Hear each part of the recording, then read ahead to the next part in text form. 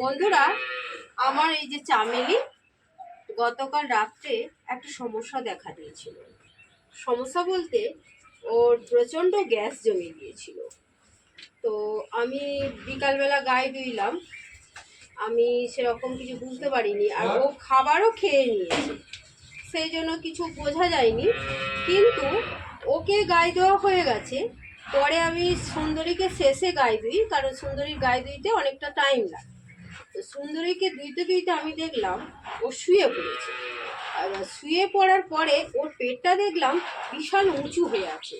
তো আমি ভাবলাম এইরকম তো হওয়ার কথা নয়, ওর পেটটা কেন এত এরকম উঁচু হয়ে আছে। তো পেটে আমি একটু এরকম চাপড় মেরে দেখলাম ওর পেটটা ফাঁপ দিয়েছে, মানে গ্যাস জমে গেছে।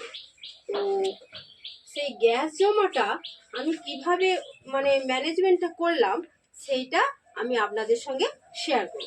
আমার হাতের কাছে কিছু গ্যাসের ওষুধও কেনা থাকে, আর এ যেহেতু মিল্কিং গাভী, আর আমি সেক্ষেত্রে কোনো রিস্ক নিইনি। আমি এই যে দেখুন বোটোসিন এটা হচ্ছে ভেট্রোকুইনাল প্রাইভেট লিমিটেড ইন্ডিয়া, ভেট্রোকুইনাল কোম্পানির তৈরি। আর এটা গ্যাসের পক্ষে খুব ভালো। আমি অন্য গাভীর ক্ষেত্রে হলে একটু হয়তো হোমিওপ্যাথি করতাম, কিন্তু এ যদি আমার মিল্কিং গাভী, তারপরে হচ্ছে যে ওর পেটটা মানে ভালোই উঁচু মতো হয়েছিল, মানে বেশ পরিমাণ গ্যাস জমেছিল। তো আমি সেই জন্য আর হোমিওপ্যাথি চিকিৎসায় এক্ষেত্রে আমি যাইনি। এক্ষেত্রে আমি এই বোটোসিলটা খাইয়ে দিয়েছিলাম। তো ওর বডি ওয়েট অনুযায়ী ও কিন্তু এটা 200 ml এর পুরো মানে ফাইল। তো এটা ওর বডি ওয়েট অনুযায়ী ও কিন্তু 200 ml পাওয়ার কথা। আমি কিন্তু 200 ml ওকে সঙ্গে সঙ্গে খাওয়াইনি, ওকে আমি 100 ml খাইয়ে দেখেছিলাম আগে। আর একে খাওয়ানো খুব কঠিন ব্যাপার, কিন্তু যাই হোক খুব কষ্ট করে আমি ওকে খাইয়েছি, কারণ ওই মুহূর্তে খাবারের সঙ্গে দিলে হয়তো খাবে না, সেই জন্য আমি রিস্ক নিইনি। ওটা ডাইরেক্ট আমি মুখে বোতলে করে খাইয়েছিলাম। তো 100 ml খাওয়ানোর পর দেখলাম যে পেটটা আস্তে আস্তে কমছে। তখন আমি কি করলাম যে আবার 100 ml 1 ঘন্টা পরে আমি খাইয়ে দিয়েছি। খাইয়ে দিতে দেখলাম আস্তে আস্তে কমে গেছে।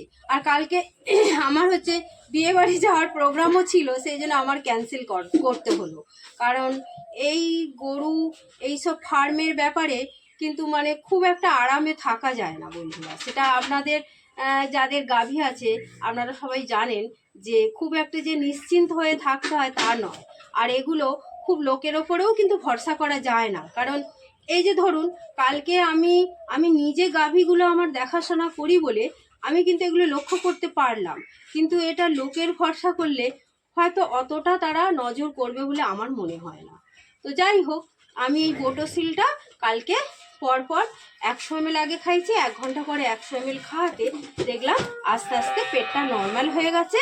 আর পায়খানাটাও আজকে সকালে, আজকে ওকে এখনো ধোয়ানো হয়নি, যে দেখুন সব মানে নোংরা লেগে আছে, পায়খানাটাও দেখলাম আজকে পরিষ্কার পায়খানা করেছে। আর খাবার তো খেয়ে নিয়েছে, চলো দেখি চামেলি চ, ওই যে মেজলাটা দেখুন একদম পরিষ্কার করে খেয়ে নিয়েছে, সেই জন্য মোটামুটি নর্মালে এসে গেছে। তো সেই হিসাবে আমি এইভাবে ওর গ্যাস হতে আমি এইভাবে ম্যানেজমেন্ট করেছি। তো বন্ধুরা, আপনাদের কাছে আমার রিকোয়েস্ট, আপনারা যদি এর থেকে ভালো কিছু উপায় থাকে আমাকে কমেন্ট করে আপনারা জানাবেন।